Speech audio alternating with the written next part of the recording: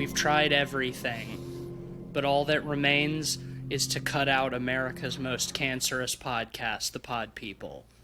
I'm Matisse Fenrossum, and it seems like I've come down with a bad case of maligma. What's maligma? Maligma balls. Boom! I'm Ben Sheets, and the first rule of Fright Club is don't talk about Fright Club. The second rule of Fright Club is don't talk about Fright Club. What's the third rule of Fright Club? Ligma balls. Hey, I already did that. James Wan, you don't have to put on a red light. Do jump scares for money. You don't care if backwards body do a fright. Hi, I'm Cleveland Mosher. I don't know who that was singing just now. This evening, we're talking about a film that's hot off the presses. It's the talk of the town.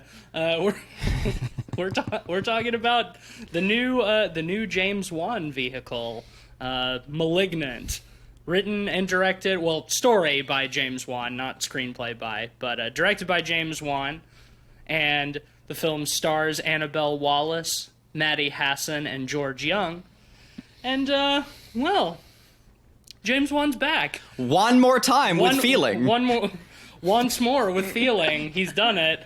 Listeners who listened to the end of our last episode, we sort of speculated on this film a little bit. At least between Ben and myself, there's a fair amount of trepidation going in. Yeah. We talked about how for a long time this has been talked about as like, oh, James Wan's doing something different. He's trying his hand at giallo. But the trailer just looked like another ghost movie. The trailer was awful. The trailer was really bad. You know, I was intrigued by the trailer. I don't think it displayed this film in any capacity, but I was still intrigued by it. In hindsight, I'm glad it showed less of the movie. Yes. I don't think it's a great marketing tactic because it looks like a generic sort of James Wan evil spirit movie. It looks like he's rehashing Insidious again, based on the trailer. Because for years now, James Wan has been a man with a singular vision. And that vision is, what if there was a ghost? What if? And pretty much all of the movies he's made for like the last 10 to 15 years have been centered around that premise. Yeah, except when he's making movies about family. Except when he's making movies about family, that's right, because he has done a couple of forays into Fast and the Furious, and he did recently direct Aquaman. So I guess it's not entirely all about ghosts, but I was pretty uninterested in this movie based off the trailer. I was like, here we go again. Looks like another spooky ghost movie. I will be the first to eat my words on this one. I think the trailer did the film injustice, but this movie actually turned out to be pretty good, and it was not just an Insidious rehash. Man. I am willing to admit my malignance on this one. Yeah, I will say this feels like the most original, well-made movie James Wan has done since Saw. I would agree. For me. I would agree. Yeah, easy. We were talking about this in the car. I haven't seen any of the other Insidious films, but I saw the first one not too long after it came out, way back in the day. I like it. You know, it's fine. I like it. I don't like so much of what came after it and out of it and the Conjurings and all of those. It didn't need 3 more sequels. That's for sure. Yeah, after the first one. Yeah, listen to our third Conjuring episode to hear me be miserable about all of it. But for whatever reason, there was something about this trailer that had me intrigued. I said it before, really stupid, but I really liked the font they were using. It was kind of carpentry, and there was a certain, like, I don't know, kind of edge to it that had me interested and not, for whatever reason, concerned. So unlike you guys, like, I was going into it with, like, pretty decent expectations. I was even a little excited for this one, which was already was a weird feeling, right? Going into this movie, kind of excited in 2021 for a Conjureverse-esque film, right? Like, that's not something I would really see myself doing, but the trailer had me interested. And even still, I was not fucking prepared for how dope this movie was. I was fucking rocked. I was pretty consistently, like overjoyed watching this film. Well, it turns out Conjuring-verse movie, this is not. Yes, thank god. And In many ways. it turns out, and we'll definitely talk plenty about this, but it also turns out that the villain in this movie is not a ghost, as the trailer seems to suggest. I mean, the first, like, quarter to half of the film also kind of suggests that pretty strongly. It suggests there's something supernatural going on for sure. I would say for this one, like, it might not hurt to just go ahead and say, like, I loved it. I would just do spoiler warnings from here on out, and just, like, I would recommend it. And I think not knowing what's going on is probably a more entertaining Look, the way experience. I'll put it is, if you're a fan of schlocky movies or giallo movies, go see this. Yeah, it's Like, schlocky. Don't expect, Go like... in with no expectations and no knowledge. Yeah. But it's the best kind of schlock. Like, Yeah, really, it's the best. It is, and I agree. We can go ahead and drop spoiler warnings. I think we should try to go for a while without talking about like the big twist at the end. I think we should work our way up to that. But yeah, this is a good one to go in relatively blind. By the time this episode comes out, the movie's been out for a couple of weeks, so you may have already seen it already. We're on opening weekend right now as we're recording. I can imagine this movie being spoiled for a lot of people on Twitter. Yeah, it was spoiled for me. It fucking came out sorry about that, yesterday.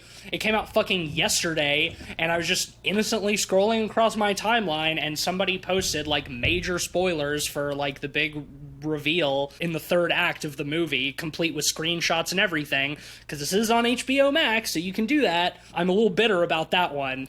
I will say, you know, as more and more movies become day and date releases on streaming and theatrical, I feel like this is just going to become more and more of a problem. Yeah, use the word FOMO in our discussion earlier. Yeah. I think that really tracks. Yeah, it's going to be sort of a FOMO thing where if you don't see it the day It comes out, yeah, you're going to be at risk, which is, it sucks. I've said it before, but I'm not even a proponent for like, oh, it's been out 30 years. It can be spoiled. It's like, well, I mean, I'd prefer it if it wasn't. Like, that doesn't mean like everyone's had a chance to see every movie ever, you know? Like, don't spoil movies for people if you can avoid it. Like, it's just polite.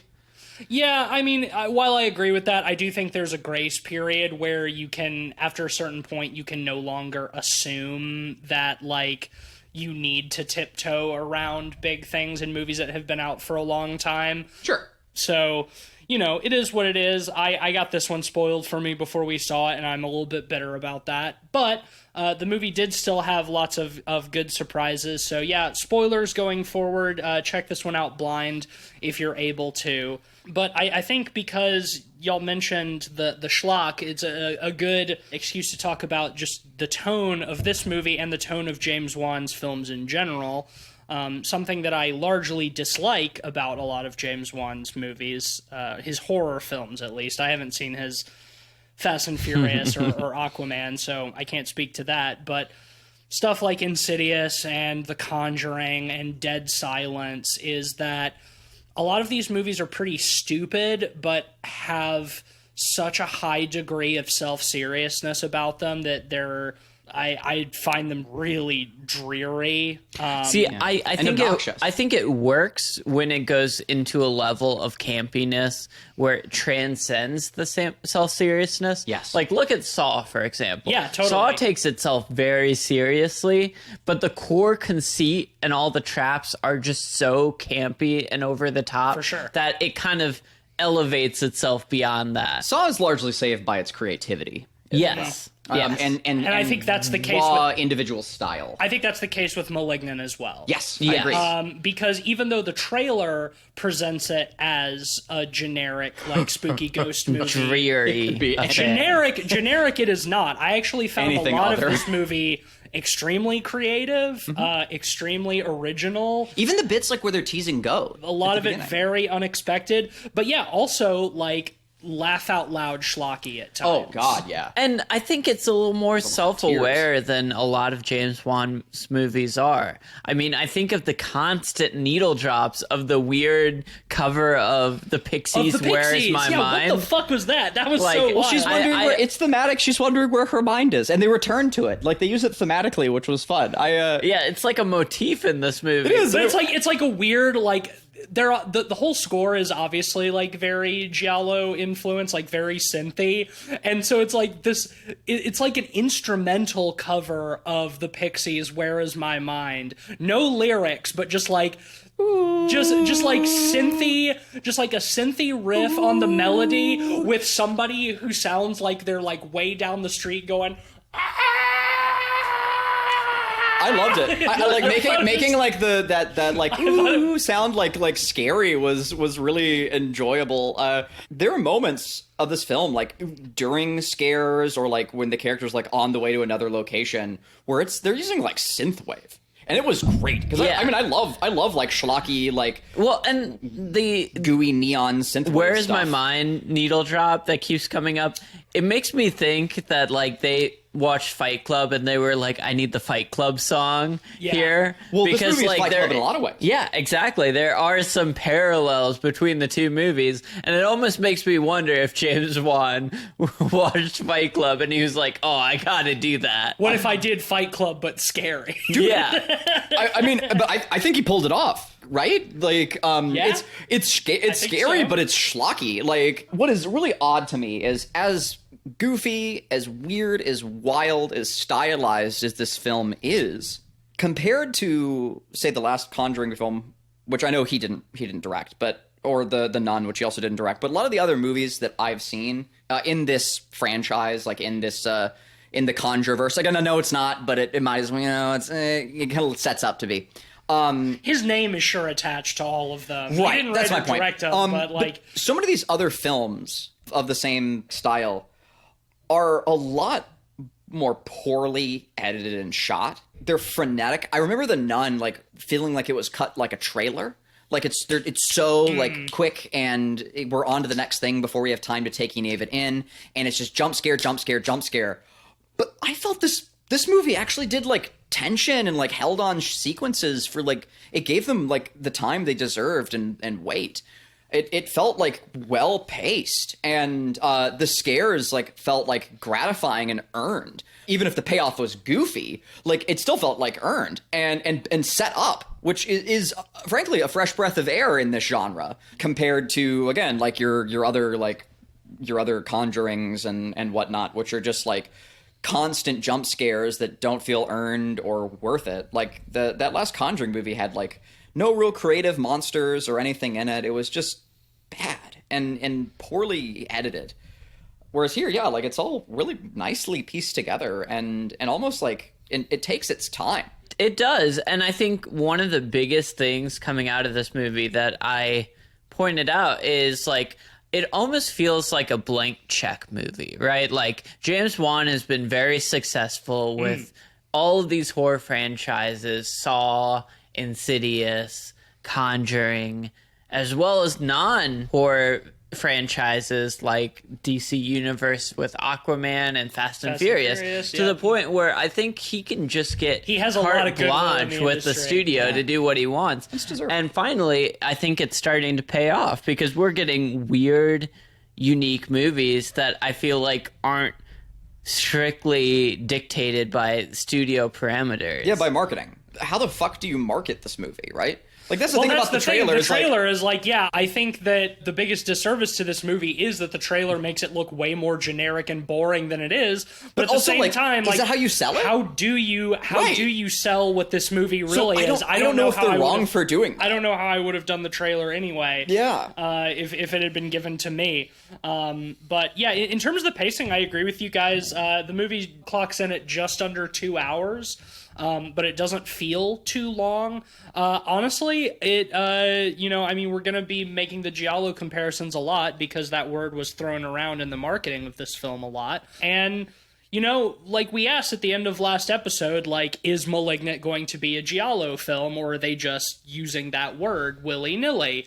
And I was skeptical, but I think that the giallo influence is actually pretty apparent here. Once again, effective. Unlike in the trailer, but especially in the pacing, where there's a kill scene just about every 10 minutes. you know, Yeah. with some investigation and stuff in between, like a good Argento film. It has a combination of like the police investigation as well as the protagonist's own investigation, as they're sort of like wrapped up in this like spree of killings by a mysterious like black coated and black gloved killer, with a very silly weapon. with a silly knife. I love that. I love the weapon. Which is all, in fairness, once again, eating my words, that is all very obviously Giallo. And you know what? It felt like in a lot of places, it felt like a high-budget Argento film, and I was genuinely not expecting that. And not only did it feel that way, to me, it didn't feel forced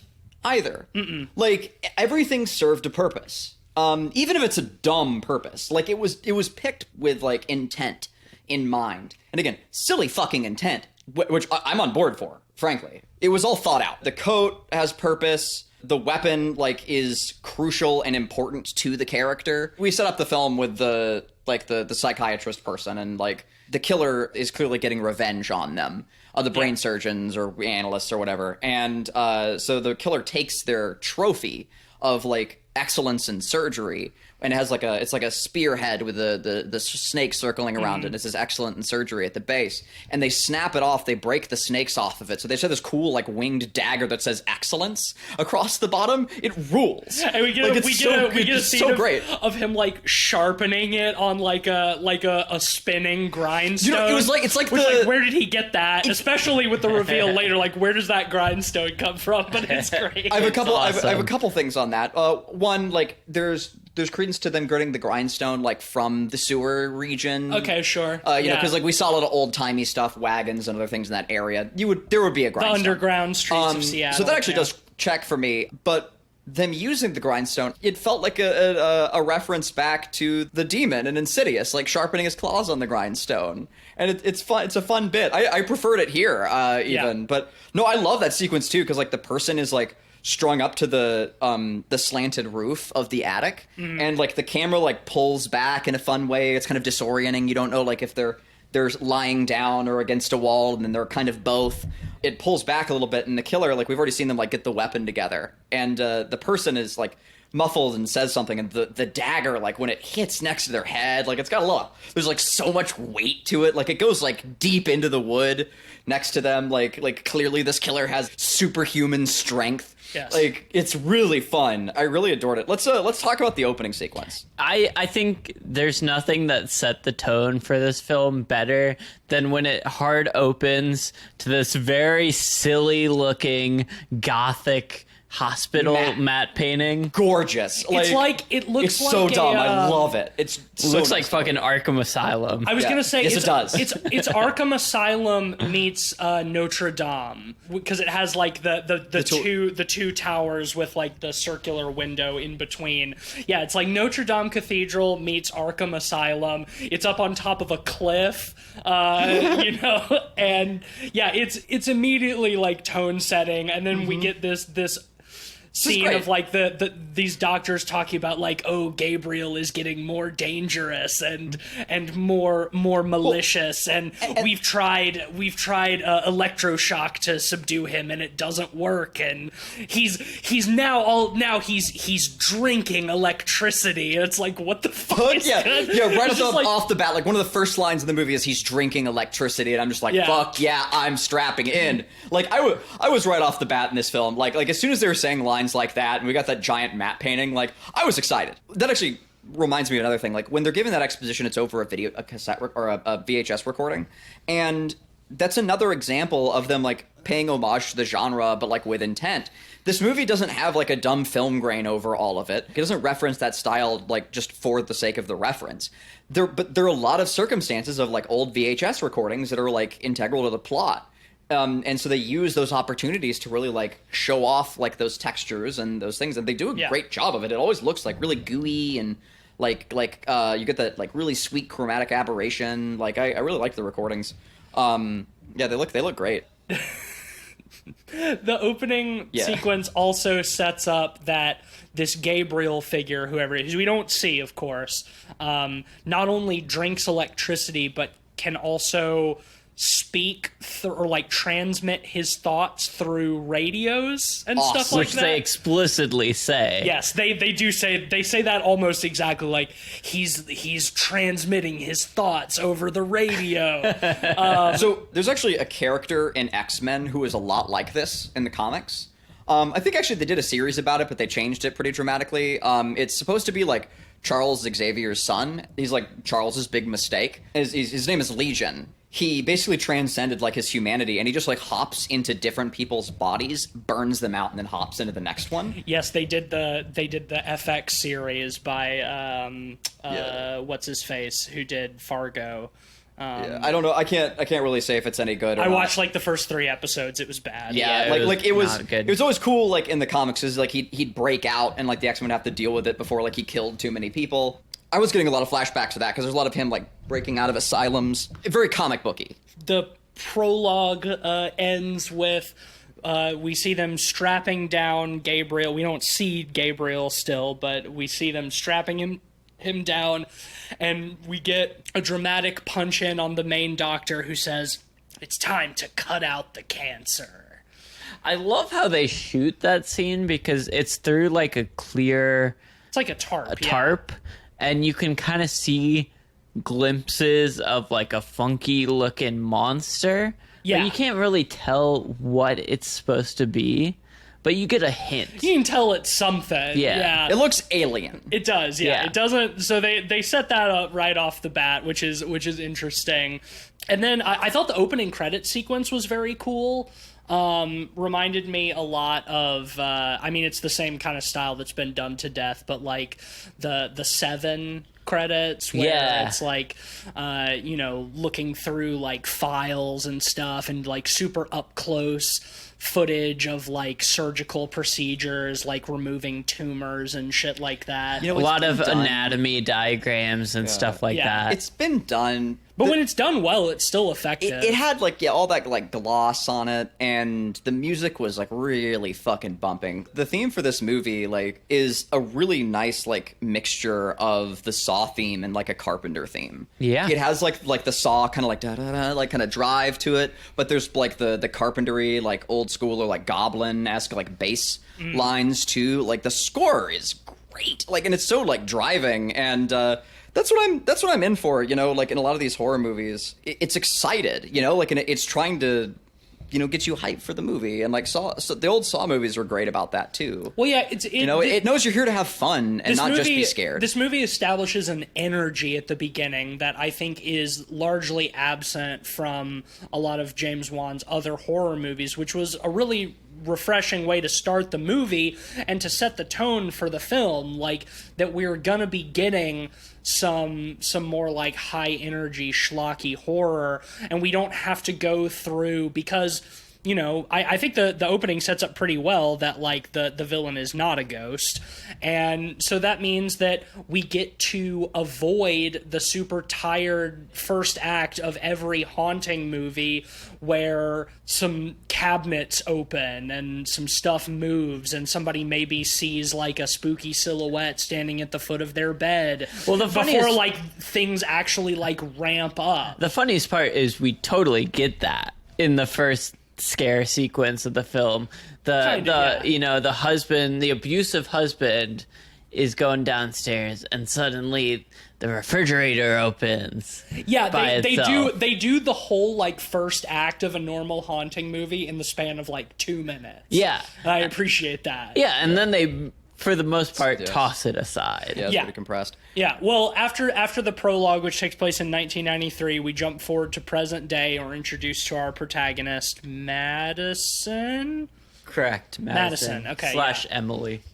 We'll talk about that later. Madison. So she comes home from work. She's visibly pregnant, and she gets in kind of an argument with her shitty, abusive husband, who says straight up at one point, like, maybe you should stop getting pregnant so much, which is like, because she's talking about how she feels bad. Yeah. It's like, wait a second. He says that to her because he got mad because she turned off his wrestling. Yeah. His MMA. His yeah. MMA. Yeah. Same thing. He was essentially saying, You keep killing my kids. It's breaking my heart. Yeah, well, that's the thing. That's the reveal of that line, is that she's had multiple miscarriages, like, in the last couple of years. And he's obviously bitter about it. And they argue, and he pretty forcibly shoves her back into the wall, like bangs her head on the wall, like it dents the plaster. He punches her too. He punches her and then shoves her against the wall. Like, what's the term? Luigi says, "Yeetus that fetus." You know, I think it was. It's pretty rough. It was. Yeah, this movie starts with like punching a pregnant woman. Like, it's pretty heavy. Literally, no punches pulled. So yeah, I mean, we see that like her head dents the wall, and she's bleeding from the back of her head. You know, she locks him out of the bedroom, and you know he has to go sleep on the couch. And then we get, like you mentioned, Ben, the sort of like generic haunting stuff crammed in to like 2 minutes, where like the blender turns itself on, then the fridge door opens, and The TV turns on, and he sees somebody sitting on the couch, and when he turns the light on, the figure is no longer there. But we do see, like, the imprint of somebody still sitting there, and, like, the cushion rises.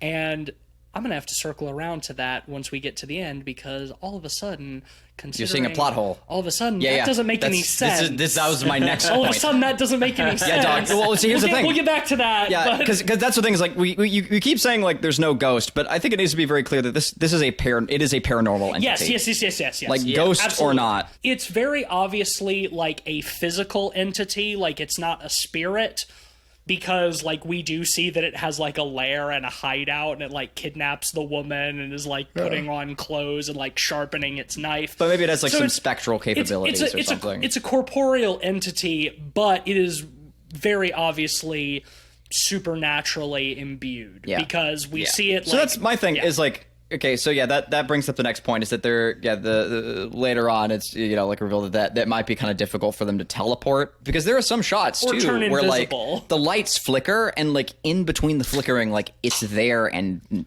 back again. It's a great looking effect. It's really cool too. I think there are two ways we can spin it, but we can circle back to that. The couch cushion like coming up was like an interesting thing to make CG. Like, it was a CG couch cushion, like the way it's like rising, or at least it looked to me. It could have just been the lighting. It was very springy. It was very, very intentional and direct, the way like it springs back up. Well, yeah, I mean, cushion. It's supposed to be like an invisible figure getting up off the couch, and like that is kind of tricky to do without, you know, some computer enhancement. Anyway, well, you could do like inflate it from like the inside. You know, there's some fun tactics. But no, I do really like it. Like, actually the opening shot of that scene like is behind the couch. The lighting is really nice. The way it like catches the couch. And like the weird patterns on it is really cool. Is like the camera like tips upwards and over, and we see him sleeping on it. It's just really nice cinematography. It's you know, it's a like, well shot film. Yeah, he really loves those like crazy like maneuvering crane shots. And they bring like so much extra like spice, you know, and flavor and style. And when like it's well paced out, it's rewarding, and I enjoy it. Well, like, there's some pretty impressive like camera stuff. Like a little bit later when she like thinks there's somebody in the house, and she's like running around like locking all the doors and stuff, and it's all done from above, and it was very obviously like on a set, and they just took the ceiling off and like had the camera on a crane. It's like following her, and it like even goes like upstairs, so it's like multi-level. It's pretty well done. It is. It reminded me. There's a few scenes they do in the original Collector. Yeah, when he's like yep. breaking into the house and he's like going to the safe. There are a few shots where like, especially the first shot we see of the Collector in that film, where like he's at the safe, he hears noises behind him, and he goes into the closet, and it's top down, and you see the Collector walk up to the closet and stand there for a moment, top down, and it reminded me of that, like those like crazy maneuvers. I think that's Jalen Bousman did the Collector though, right? Produced. I think. Okay. Who did direct it? Didn't direct. It was Dunstan. Okay. Anyway, that scene ends with the husband getting his neck brutally snapped, and Madison comes down because she sees this in a dream. He's mangled. Finds him like pretty brutally mangled, and then gets chased by this shadowy long-haired figure up to her bedroom, and it breaks down the door she's hiding behind and knocks her unconscious. And we cut to her in the hospital after the police show up, and we find out that she has once again miscarried because of the violence inflicted on her. So she's lost her baby yet again, and she's not too happy about that. And then the next big chunk of the movie is I mean, we can get into some specifics here and there, but basically the conceit is she keeps having these visions where she sees this creepy, shadowy killer in black, like, murdering people before, you know, she sees it happening in real time. It's portrayed almost like she's a medium. Yeah. Yeah, and I love the sequence where she's in doing the washing machine, and the doctor, like, she sees him, like, scream on the other side of, like, the washing machine door. Yeah. Mm-hmm. And we see her framed in that, and it's really cool, like, the way her face is distorted, just, like, behind the glass. Mm-hmm. It's just a cool, like, analog, like, way to, you know, do something kind of fun. Like, it's a direction tactic that, like, I would like, you know, it's Hitchcock-esque. I feel dumb saying that. I like, but, like, those it is. tricks. Like, it's really well done. Yeah, I like those tricks practical. better than the CG of, like, the room dissolving and, like, reshaping. See, I why actually choose? like that. I thought it looked neat. I thought it was Yeah. very Silent Hill, you know? Yeah, I thought it looked dope. very, Here's the thing. In this movie... I didn't think the CG was that great. Oh, no. Here's the thing. I don't think it was great. I wasn't, like, chilled to the bone, but I thought it was cool and fun. In a movie like this, when you have, like, Arkham Asylum, like, at the beginning of your movie, and, like, he's drinking the electricity, lines like he's drinking the electricity and wild shit like that, like, suspension of disbelief is, like, way the fuck over here. It's not about, you know, suspension of disbelief. So, it's just how you choose to present certain things. Mm-hmm. And in this case, I think I would have preferred the transition between spaces to be more gradual, like it kind of is, like you mentioned with the washing machine, or later when she's like when the other doctor gets killed, where she's like lying in bed asleep and like the red light comes on that we've seen like outside his window, and she opens her eyes and he's like next to her. I like them sort of like piecemeal adding things from one set to another until it just becomes the second set. And I think I would have liked that effect overall better than doing a couple of them and then just having this, like, it is very Silent Hill, but like it's a big CG, like the room like dissolving and reshaping into the new room. That's fair. I think it was fun. I think it was good. I think it was fine. Yeah, I think it was fine. But I didn't love it. It was one of the things in the trailer that like had me intrigued too. I honestly, it was one of the things in the trailer that made me worried, because they lean really heavily on that stuff in the trailer, and I was like, that doesn't look good. Yeah, it looks like a cartoon, and you know, in the same capacity that like the goofy spiders, you know, in the last film we watched, are cartoony. It fits the tone of the actual film better than it fits the tone of the trailer. I will agree with you there. I liked it more in the context of the actual film than I did in the context of the trailer. That's fair. Because you're right, it is cartoony, and the trailer does not present this film as a schlocky cartoon like the actual film kind of is. Mm-hmm. Yeah, for me it worked because like I like both of those things, and I felt like that it set up that, and then the crazy wild CG part as the payoff. For me, it translated. Yeah, and so then she watches the killer murder them as she's kind of trapped in a sleep paralysis sort of state. Mm-hmm. And it's dope. It's fucking dope. The murders are like so gruesome too. Like the first kill I think is the scientist, like the lady who like introduces the main psychiatrist, one. Yeah, and like we don't see it directly, like he's behind the kitchen counter, and there's just blood flying up everywhere. It is such a gratuitous amount of blood. Yeah. Like it's just pulverizing. Like just like awesome. Like and that remains consistent. Like the kills in this movie are just big blood explosions. It's just a fucking celebration of gore. I loved it. Like as a giallo film should be. Absolutely. Definitely. And you know, it's all like big splashes too. It looks like if it's CG, it's really good. Like it's big splashes of blood. It looks like just giant fucking squibs. Very gratifying. The sister is introduced. Yes, the younger sister is introduced. who is sort of now like looking after Maddie, and is Madison is like telling her about like these dreams she's having, and then like the people dying in real life.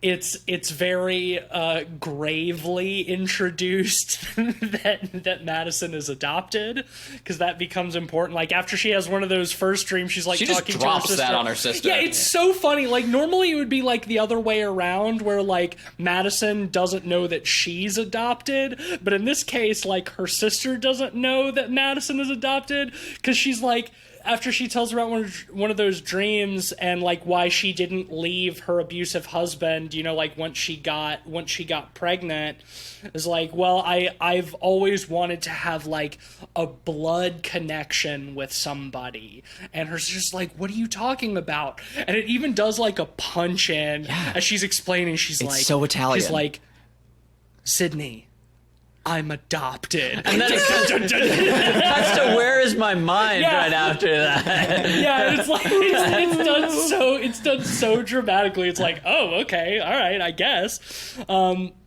Meanwhile, we were introduced to a couple of detective characters, that feel very much out of an Argento film. That's another good giallo point for this one, is that we get sort of equal time with like the cops investigating the murders as well, like we were hoping for in our Candyman review recently. Yes. Madison does become like a suspect for these murders. Well, like one of the detectives thinks it's her, one of them doesn't. One of the detectives thinks it might be her, and then they never follow up on that. Yeah. You know, like she's obviously connected to them, so like she's a suspect, so that's what keeps the detectives around. And also because, she comes to them being like, I'm having visions of these people getting murdered. She straight up leads them to the body of one of the doctors who they haven't even found yet. She's like, go check his apartment, and they do and find him. Liked all of that, liked that she was a suspect. Mm-hmm. Should we talk a little bit about our killer, Gabriel, his design? We'll talk about the backwards other killer. part. We'll talk about other part later, but let's talk about how he's presented for most of the movie. Very, very giallo, as Ben mentioned. He's in like a black trench coat and he's got black gloves. It's a dope trench coat too. He's covered in hair. His face is obscured by like long black hair. The cowl like comes up to like just the right level. Like it's such a badass looking trench coat. He looks like edgy as fuck. He looks like a fucking black metal musician. Like all he's missing is like the bullet belt and the corpse paint. And I mean, hey, this is set in Seattle, so I guess he could be like a Uwada session bassist or something. Does have maybe that he vibe. is. We don't know what else he gets up to. That's true. That's true. We don't know. The film doesn't like linger on it too much because I think it can't. But from what we see, like Gabriel has a very interesting sort of control over his body. Like basically his whole body seems to be double jointed. That's sort of the way that it's presented, because he's just like straight up like moving backwards sometimes, but like sometimes his legs are backwards, sometimes his arms are backwards. It's very confusing, but also like disconcerting. Like it's pretty creepy. It's creepy, and I my favorite scene where they showcase that is where one of the detectives like catches him in the act and chases him down the fire escape from the top of the apartment, and it's like Matrix shit. Like Gabriel is just like flipping and like parkouring his way like down this whole fire instead escape. Of taking the stairs, he's just dropping from one floor to the next off of the edge. But like twisting and contorting his body like the whole time, and like the detective comes out on the balcony. He's just like, oh, fuck me, and just like holsters his gun, just starts like running down the stairs. I love too, like he gets far enough down and he realizes like he's gonna have to do something drastic to catch up, and he's just like, fuck it, and like he just like falls onto the dumpster and like gets up and he's like scrabbling. I really loved the messiness of that. And the CG is like kind of rough. He's like werewolfing around. It's very like the parkour-y, like he's like leaping off of shit. I thought it was really charming, honestly. Yeah, no, I thought it was fun. Oh, no, not a complaint at all. Don't get me wrong. Like, but it's kind of, you know, it's extra blurry. You know, like they take those extra steps. Well, and also but it's super fun. Like, yeah, like a parkour like backwards killer. Like, what the fuck? What the fuck am I watching? You know, what's going on in this film? It's great. Well, also, I appreciated it too because, like, once again, I went into this expecting like a ghost movie, so it's like, oh, the killer murders somebody and then disappears and is just gone. But this film is like, no, we're gonna have like a 10-minute police chase scene where the killer has to run or parkour away from the police. And I thought that was great. And like James Wan, like one of his early films, like I forget what movie it is, but it has like a really long oneer in it that is like a police chase sequence where like the camera gets handed over. It's like they're like a whole parking garage. I can't remember what movie it is. I you know what I'm talking about? Yeah. Well, you sure that's James Wan? It might not be. It's where it is though. I don't know. We'll see. I mean, there's a police chase sequence in the first Saw where Ken Lung gets shot in the head. And Danny Glover gets his throat slashed. The chase ends like the killer leads him back to his hideout, and it is like sort of the old underground Seattle, like after the fire that destroyed the city. Like they built on top of it like a story higher, so like the original like streets of the city are still there. I guess that's true. I've never been to Seattle. I was going to say, pardon my ignorance, but is that a real thing? If so, like, that's super cool, and I'm surprised it hasn't been used in more movies. Yeah, I don't know much about the Pacific Northwest. If we have any listeners in Seattle, like, let us know if that's true or not. If so, it's pretty fucking cool, and, like, that's where, like, the chase ends down there in, like, the old underground streets of Seattle, and I was just thinking, like, man, James Wan loves him a fucking like dark spooky locale filled with mist and like old things. They're fighting amongst like these old like carriages, like old Model T cars and shit. It just makes me think of like the spooky dimension in Insidious where like the spirits are trapped or whatever, where it's like dark and misty, but also everyone's dressed like they're from the Victorian era. It's like James Wan loves spooky old things. Absolutely goofy shit. So after that, Emily actually gets a phone call from Spooky Gabriel, who, you know, calls her by a different name. He calls her Emily and is like, you know who I am. You've always known. She's like, no, I don't know. And it's like, You okay, do. you do. I'm spooky. I talk through the Even phone. does the evil cackles, He does. honestly. And it's great. Yeah. Yeah, I mean, it's The effect of the processing is really fun. Like it's edgy fun, you know. Like It sounds like he's twirling his mustache while he's saying the lines, which I kind of love. Well, once lean again, into it's it. like straight out of an Argento film where like the killer calls the protagonist to gloat or whatever, you know. But then it's like, oh, you know, there's something about her past, like she was adopted, but she doesn't remember anything from the time before she was adopted. I think we can segue into the big twist, the big reveal. Like this is all sort of set up in many scenes of exposition and investigation. They go to a hypnotist and like try to pull out some repressed memories.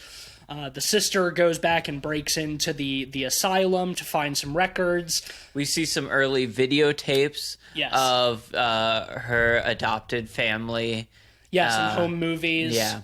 Where she's talking to a Gabriel, somebody who's not there. He talks to her over like a little like Barbie phone. Yeah, that toy lights, phone. a toy phone. Which is that really lights up. charming. I love how that almost fakes out the major reveal, though, because she kind of explains that situation to the police. One of the police officers is straight up just like, are we meant to believe that the killer is your imaginary friend? Yeah. And it has like a music sting and everything on it. they keep having like hokey music stings that are really fun. Through the videotapes that the sister finds at the asylum, it is revealed. Dun, dun, dun, dun, the big reveal. Once again, big spoiler from here on out. If you're still with us and haven't seen this film and you don't want to have this reveal, stop now, come back. It is revealed in an absolutely glorious way that Gabriel is not a ghost or her imaginary friend, but is in fact a parasitic twin that she was born with, that she partially absorbed in utero, and is just a little monster with little T-Rex arms that was living on her back, like growing out of her back, very much like a Quato from Total Recall. It reminded me very much of like Frank Henenlotter. It feels very like it's a basket case type of. So this is actually situation. a class in D&D. Like you can play as an alchemist with like a cancerous familiar, which is fucking wild to me. And that's why, of course, the film is called Malignant, because Gabriel is a cancerous, A parasitic twin that inexplicably has supernatural powers. That is one thing that, and we can get more into that in a minute, but I did think was funny is that they try to pseudoscience explain Gabriel's existence, but they never explain why he can, quote unquote, drink electricity and talk through They're leaving radios that and for the TVs. sequel. Yeah. That's what I'm thinking too. We'll get to that as well. So here's my favorite part about that too, is like when they decided that like he was too evil to be allowed to live, because like that was the first bit, like he developed those abilities or whatever, like, and so they had to get rid of him. He was murdering everybody, so they had to cut out the cancer. So the way they describe it is really funny. Is like they start out very serious, like explaining like, yeah, we had to like remove all the parts, and we're seeing like the arms getting taken off, and like, you know, like in rich detail. And then it's just like, yeah, and then basically we just kind of had to like snip off the rest and just jam it way down into the skull, and like they just like kind of cram the rest of them like in the back of her head, and it's like I don't think brains work like that. Well, that's I'm not a neurosurgeon, but I don't think you can just like kind of cram them in there into like a normal sized head. But, that's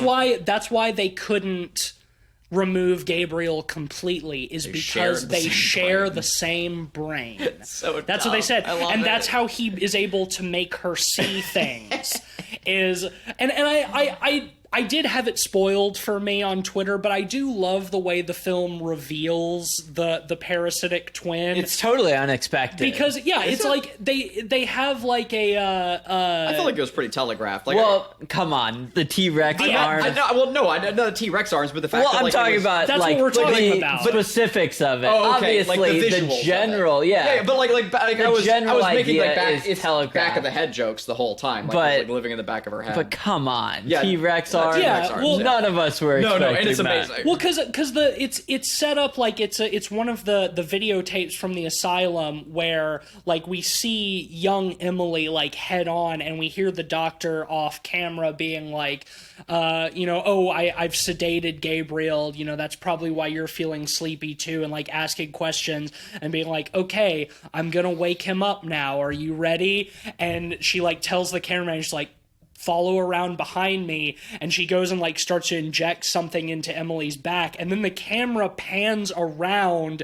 and just on her back and the back of her head there's this little puppet monster with an angry little face and these little flailing T-Rex arms that's just like complete, like if you're not expecting it, it's just completely out of the blue. And I thought that reveal is fantastic. It rules. It's so fucking funny. But so they say like, oh, they had to cut out Gabriel, but we can't remove him completely because it would kill Emily. So we just cut off all of his pieces and then just like jammed the rest of him like into her brain.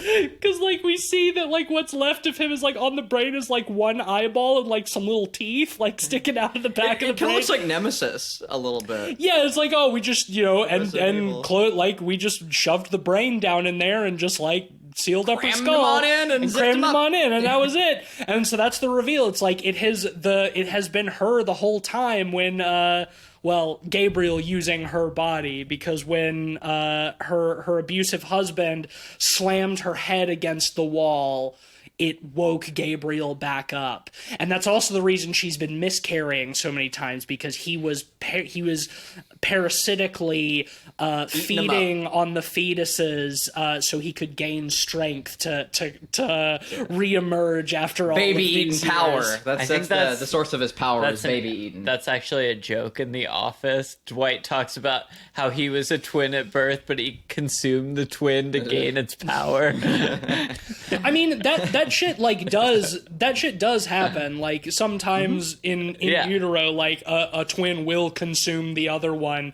and the baby will be born with like vestigial body parts like from the consumed twin. Wild.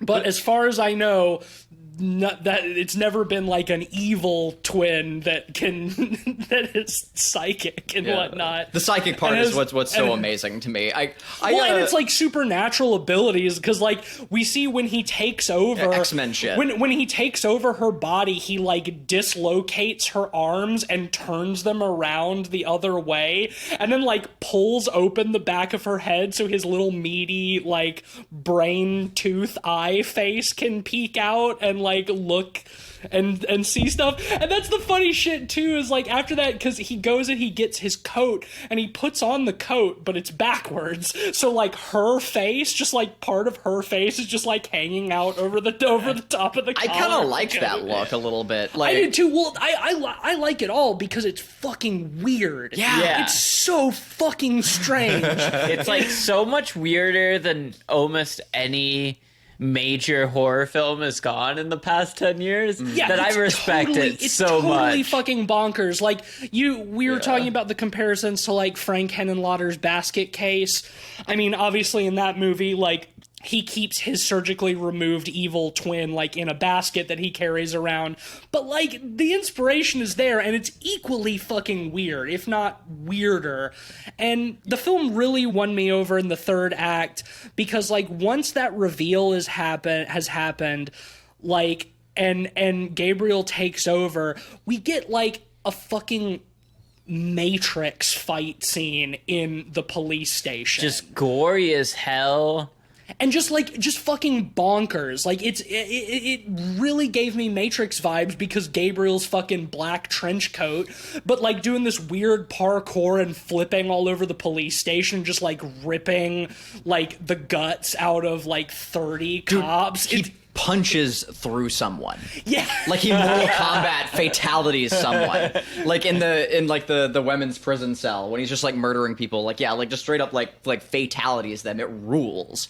It's incredible. It's so much fun. Like and it's just nonstop, like big budget. It's a gift. It's just a gift I never thought I'd receive or asked for. And it's a blessing. But I do want to mention, like, because I said a second ago, like I saw the twist of it being like part of her, like that the killer was like on the back of her head. I saw that coming because it was like, it made sense to me, her getting her head hit against the wall, and the opening shot of the person saying like, it's time to cut out the cancer. Like, okay, cool. Sure. It's on the back of her head. Like she keeps getting pain on the back of her head. It's like Tyler Durden waking up after Fight Club stuff. Yeah, every time like, she wakes up from one of these bad dreams, she has like blood on her pillow. Yeah, she's like bleeding from the back of the head. I thought it was like pretty well telegraphed. So like I'm sitting here like every time they went, like when they went to talk, I was ready for them to reveal that when they went to talk to the mother. And then she has to go to the lab. Then she has to go watch the movies, and they have to talk to that other person. So it's like there are like several sequences. We're getting more data throughout, but like before the big reveal. So I'm sitting here for like 30, 45 minutes, like waiting for them to make the reveal. But what I'll say is this is a great example of what I've talked about in the past, where you can see a twist coming and it can still be fucking awesome. Like I saw, like I was like, okay, yeah, like it's part of her. Like it's like, maybe it like grew out of her subconscious or whatever, or they buried it, they put it away or something. But like it's her, but in that shape, like you said, Ben, like holy shit. But also too, like it's so gratifying and it's so much fun. It's like, so absurd that you can't help but cackle at it. Yeah. Like we were laughing hard in the theater. Yeah, it was great. I was having like at that point I was having such a fun time, and it's just like so far removed from what I went into this film expecting. And like it's hard for me to say how well that was telegraphed just because, like, again, I had it fucking spoiled for me. Yeah.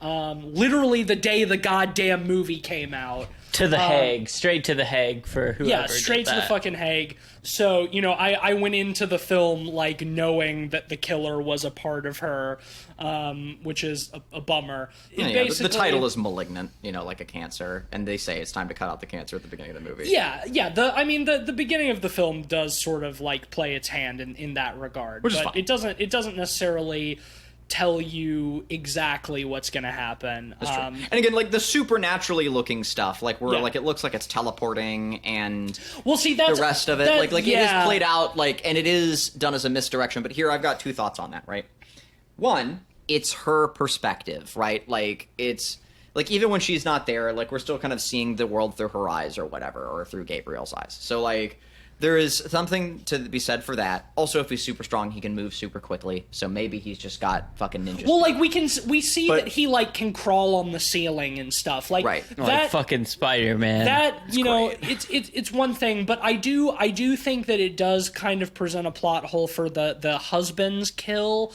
because like we see the husband like sees Gabriel sitting on the couch with the TV, and when he turns on the lights, there's nothing there, but we see the indentation of somebody sitting on a couch and getting up, and that's no, that's that was just like, it's like an old couch, like that's just a depressing, like after someone has gotten up. It's not an invisible person. No. I'm telling you, it's just that it's CG, so like it like had like extra intent put on it, which was kind of silly to me. But like, I just thought it was like, because like my grandmother's couch had cushions like that. Yes, I understand what you're saying, but that's not the way it's presented in the film, because he turns the light on, it pans around, and the couch is indented and it stays there because he's still sitting there.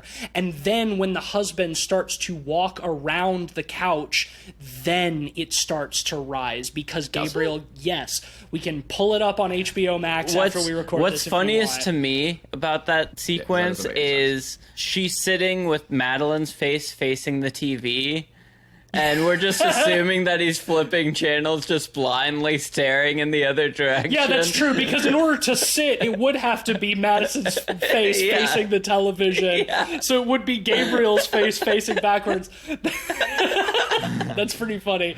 But, like, yeah, that is, like, one of the world-breaking things, is, like, because at that time it's still sort of presenting it like it might be a ghost or like a demon or something, but once it's revealed that it's just Madison being puppeted by her parasitic twin brother, then like the fact that she can become invisible is kind of like awesome. I'm on board. Like that's the thing. But that was my next thing. Again. Because like I said, I had two theories on that. One, it was just like, it's a perspective thing, because again, like it's in her head, it's from her perspective, but like you said, that doesn't make sense to the husband. Two, my other thought is those are the extent of his powers. The dude can fucking teleport and shit. Like he does turn have invisible. because like he can already like talk through radios and shit. Like what? Why not? Right? Like who fucking care? Like why how about he can just fucking like teleport across the room or whatever? Dope. Give me more, please. Dope. Why not? Yeah. Fuck you it. know, I just had this connection placed in my head now. This movie kind of reminds me of Daniel Isn't Real in some ways. Oh yeah, you're right. Like I think of the scene in this film where Gabriel tries to force Madeline to cut the birthday cake to get a slice, and then the room dissolves and we see that she's standing over her mother about to cut into her pregnant stomach. Yeah. And it's like, that is very Daniel Isn't Real, That's huh? True. Yeah, That's true. No, you're absolutely right. Great movie. I think I prefer this one. Well, her sister ends up being the one to save her because she's sort of able to pull Madison out of the dream prison that Gabriel has her kept in, and she takes control of her body and realizes, hey, it was my body all along, so I can do to Gabriel what Gabriel was doing to me. and she locks him away in a mind prison. There's a great fake out too, where like we're seeing from the perspective of Gabriel, and we think that she's failed, and Gabriel like blows shoots the sister, sister's head off, and then murders the mother.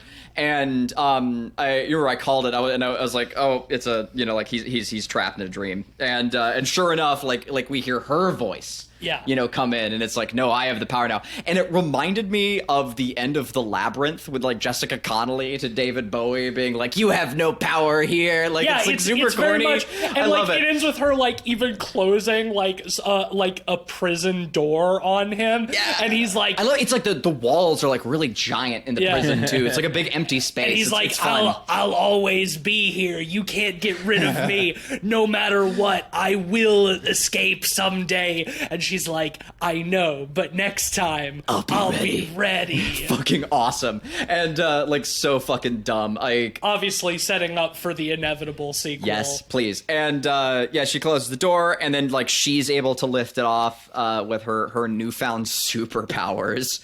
But you know, I was saying in our Night House episode that in a different film it would have been fun if like the protagonist had just like shot the death monster at the end, like a badass, but it wouldn't really fit the tone. I feel like this is a very similar thing here, but in this case, it very much so fit the tone, and it was exactly what I was looking for. Like this cool, just like reclaiming at the end where she shuts the monster away. It's still the same body that like murdered like a whole bunch of cops, so she's gonna have to be on the run for the rest of her life. But like, it's cool. She got superpowers for it, so like she could probably hold her own. She could get out there and like see the rest of the world. Like, that does it's still a victory. That does end up being kind of unaddressed. Is like, it was her body that murdered all of these people. Yeah, but that is what the sequel is all about. And I think Ben, you have a game. Okay, well, yeah. Before we rate, we might as well. Should we do this before or after? Let's go ahead and rate. Yeah, actually, let's not rate put the cart first before the horse. We've wrapped up talking about Malignant. Boys, what would you rate Malignant? You know what? I think the only thing stopping me is I'm hot off of it, so like I should be careful, but I'm not going to put this movie next to like Alien and like other golden pods. I'm not going to do that. That's silly. Well, don't worry, it's not going to be a golden pod. No, but like you can give it 5 if you want. I'm not going to. I'm tempted, but like but for like I not just golden pods, but like goldens for me. You know, like I'm not. I don't feel it feels wrong to like put it next to Alien, but it's a 4.5. It's a strong one. Like I had such a good time watching this, and I want to watch it again. Like soon. I'm telling all my friends to see it. HBO Max. Yeah. Watch it whenever you want. Right. And I would recommend people to do that if they don't feel like going to the theaters. Yeah, totally. For you. Yeah, I really like this film as well. I think this is another example of a film that I thought was pretty good throughout 2/3 of it, really coming together at the end and becoming great. I love how schlocky and campy and over the top it gets in the final act, and I think that alone makes it worth a watch. I'm gonna give it a 4 out of 5. I think this is James Wan's best movie since Saw, if not better than Saw. I think I like it more than the original Saw. Yeah, I will go out there and say that I think this is James Wan's best film that I've seen of his. I also think it's better than the original Saw. I liked it a lot more than I was expecting to. I went in expecting a rehash of Insidious, and I got something like legitimately fun and creative and not dour and boring, and actually with a lot of very well handled homages and nods to Italian giallo. I think I'm also going to give it a strong 4 out of 5, like Ben. I would definitely recommend this one, which is not how I expected this review to go. I genuinely went into this movie expecting to dislike it. So definitely a very pleasant surprise. But that will give Malignant an average of 4.2 out of 5 pods. Go check it out. Hell yeah.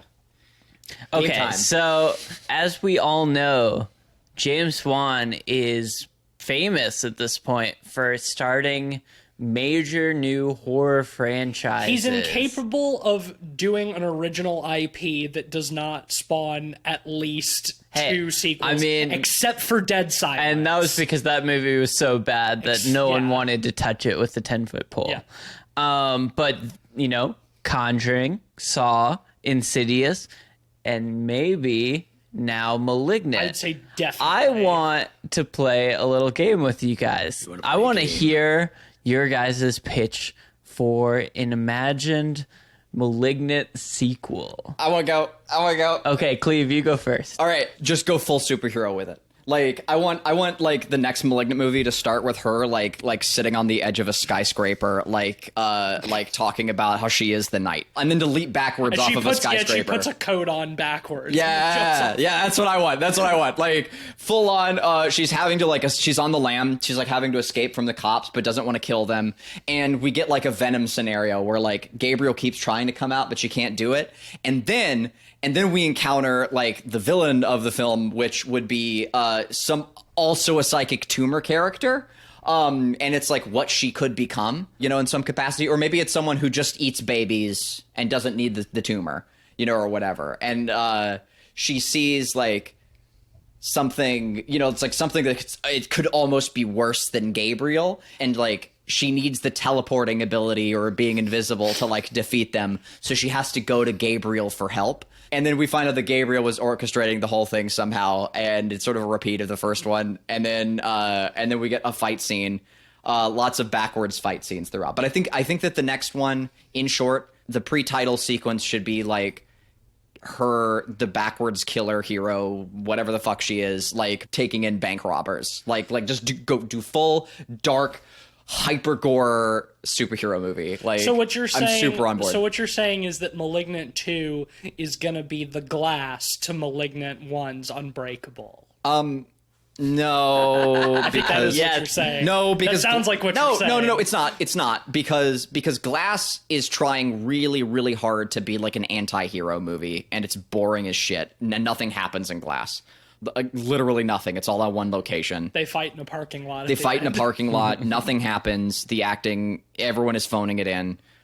Bruce Willis bends a pipe. That's the extent of Glass. I'm talking about like the fucking like police sequence, like more of that, more of this like wild, hyper gore Matrix-esque like craziness. It's campy. It's fun. It's goofy. The dialogue is hilarious, like consistently hilarious in this film. I want more of it. She's using her abilities to hunt down other killers. Maybe like I've got something. Maybe there are other people out there who are born with like a conjoined twin, and for whatever reason they all have psychic powers, and they are all connected, and she can see all. She's like, oh, she's seeing other murders, but it's not Gabriel. Who could it be? And it's like they all share this link. Really stupid. But yeah, like, there's a lot of like Venom-esque like stuff you could do with it that could be very fun. All right, Tease, what's your idea?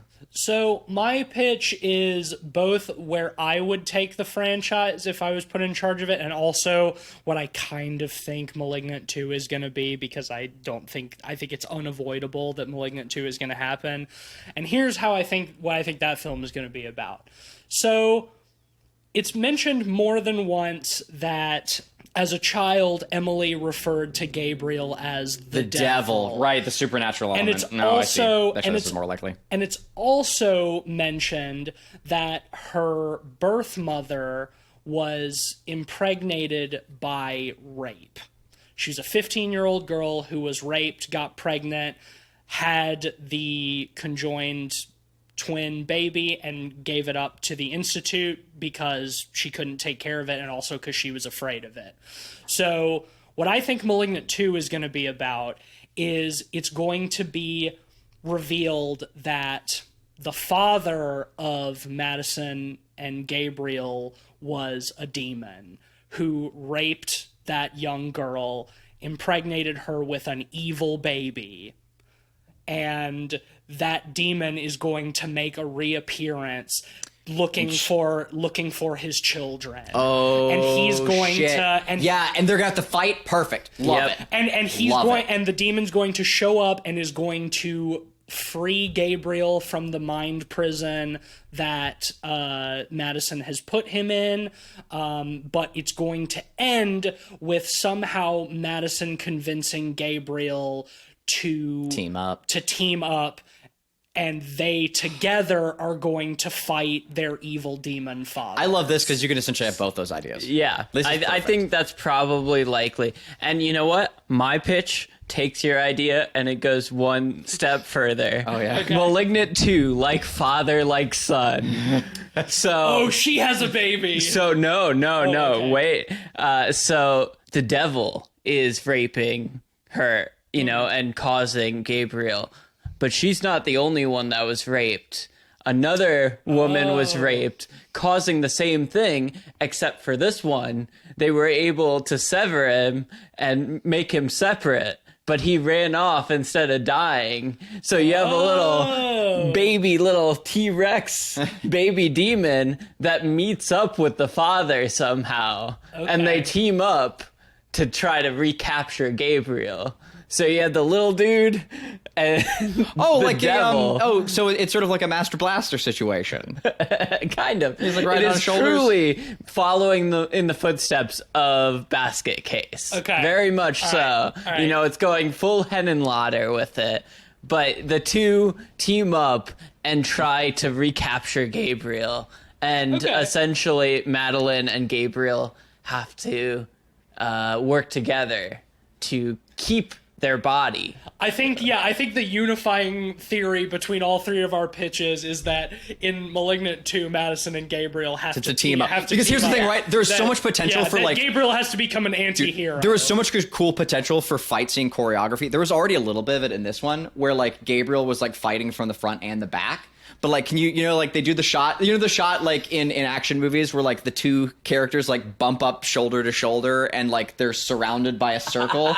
It's like that, right? And they have to fight both sides of the circle. It's like that, but just them. Just one person. Just one body person, yeah. And with so, like, two faces. so, like, the hands are, like, punching people in front and behind because they can see in both directions, It's like you're, like, the eyes in the back of my head, like, kind of shit. Yeah. They're, like, honestly, though, like, I goof about that, but, like, the fight scene choreography could actually be really cool because It could, the yeah. fight scene choreography, The action stuff in this movie was camp, awesome. but it was Yeah. so good. I mean, Industrial Light and Magic worked on this film, which makes a lot of sense, like considering like that matte painting and Yeah, so well, much else. they were one of many. We don't know exactly the extent of ILM's work on this film, but they were in the credits. Yeah, and They- like they it did. has like it definitely feels like a film that's touched by that, and in all the best ways. I don't know if it would be like as wild as that. I mean, it could be considering this movie, Ben, but there is a lot of potential for like there to be other monsters that came out of this institution. I mean, for God's sakes, it's just like it's a giant like evil lab castle. Like, I it's great almost for feel it. like maybe I heard this wrong. At the beginning, didn't they mention there were like 3 subjects? I don't think so. It said there were other subjects. I think, yeah, possibly. I mean, there would be other subjects. I mean, thereuld be probably a lot more than 3. It's a big building. I There mean, would be it's an Arkham Asylum. There'd be building. other people at the asylum, at the institute, but I mean, maybe I missed something, but I didn't get the impression that it was like a New Mutant scenario where there was like a bunch of like psychic monster children at the asylum. Like I got the impression that Gabriel was a pretty special case. I feel like I know we're just about to get like another Batman reboot with Robert Pattinson. And I hate myself for saying this, and you're gonna hate it too, but like I think that James Wan could do a really fucking awesome Batman with like the Arkham Asylum stuff, like let him slap an R rating on it and do the same kind of wild shit like with this aesthetic. I'm so on board. I don't know. This movie was basically already a Batman film. It was wild and nutty. Other thing I did want to touch on is we talked about the lighting. I really loved it. Like the reds, the really luscious like reds and blues, like the cop cars, like often like the lights were just like the bloom was just like filling like most of the screen. Lots of good foggy sequences, like running through like the weird like underground areas. Like it looked this film was like a real a real treat to look at. Like it's really gooey and shimmery, lovely stuff. We predicted this movie. We did. Oh my god, I probably predicted like a 2 for it. I probably did as well. Yeah. I think when we made predictions, though, we literally only knew the title and nothing else. Yes, Yeah. it was only known as the new horror franchise from That's right. James Wan.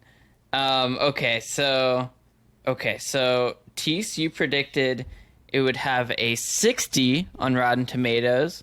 Cleve, you predicted 50, and I predicted 22. I've never hoped to be so wrong. It ended up having a 74 on Rotten Tomatoes. Tease, you get the point.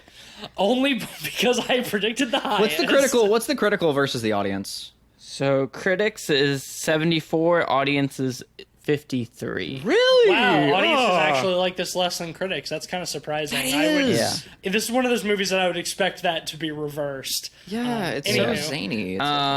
Yeah, so Tease, you predicted a collective score of 1.7. Cleve, you predicted a collective score of 3. And I predicted a collective score of 2.5. All right, Cleve. So Cleve, you get that Hey, point. nice. I'm surprised I went as high as 3 even. All I think 2 is pretty low. Yeah, I just went with a 3. Anyway, next week, I think we decided we're doing my pick next week. Yes. Okay. We had to shuffle some stuff around, so I'm a little confused. Fortunately, I did have a pick, and though it is technically my pick, I'm really doing this for you, Cleveland, because we've mentioned it several times on the show recently. So I'm just going to pull the trigger, and we're going to do Near Dark next. You get your Western supernatural goody. vampire horror. Oh, thank you. It's Christmas coming Is, early. I believe Catherine Bigelow's first film, I think, Yes. is Near Dark. Yeah, it's a dope movie. So we're gonna do that next week. Wow. Wow. Sponsor time. Sponsor time. Sponsor time. It's time for the sponsor. The bell is ringing. It's time for the shelf. See what we have this week. This episode was brought to you by I don't like that name. Gary Guntz. G-U-N-T. Don't like that name. Gary Guntz Galoshes for Goblins. Do you have a goblin that's a little too quiet? Are you worried about that goblin making too much noise in your house as he's scrambling around in the middle of the night looking for snacks? And sometimes those snacks are your toes? Well, don't worry about that anymore, fam. We got Gary's galoshes for goblins. Those galoshes? Oh, man. Let me tell you something. I've tried these galoshes myself. You're not going to find better galoshes than these. They make those goblins nice and audible so that you can hear them tramping around your house, click-clacking on the floor, nice and loud. Say goodbye to saying goodbye to your toes. No longer. Say hello to your toes instead. And most importantly, if you're worried about your goblin's feet getting wet, worry no longer. Yeah. Gary Gunt's Goblin Galoshes. Dry feet for your goblin sweet. That's right. All right. That'll do it for us this week. If you like the show, the best way to support us, as always, is to head over to Apple Podcasts and leave us a 5-star rating and a short review about why you like the show. You can also support us on Patreon at patreon.com/podpeoplepod. Shout out, as always, to our honorary Podboy tier, which consists of Sam Simon and Sarah Morris. We love and appreciate you guys. And if you want to get your shout out on the show, then patreon.com/podpeoplepod. You can follow us on Twitter at podpeoplepod and at letterbox.com/podpeoplepod. Can you believe that? Because that's where you'll find a list of all the films we've talked about on the show with our average ratings and links to those episodes. I'm on Twitter at somespookysnake. I'm on Twitter at Mr. Sheets. And I'm occasionally tweeting for Light Arc Studios as we put out progress on It Stares Back. Join our Discord for more fun story content. And when I'm not doing that, I'm working for DreadXP, putting out cool games like Spookware, most recently, as well as MFN coming out soon. Well, not soon, but cool trailers and other content is continuing to come out. Go follow John Szymanski on Twitter. His account is amazing. Lots of cool, scary puppet stuff. And when I'm not doing that, I'm asking important questions like, "What the dog doing?" And that's it for me. All right. Thank you, dear listener, for listening. As always, join us next week for our review of Near Dark. And until then, we'll always be that nagging little voice way down in the back of your mind. Where is my mind?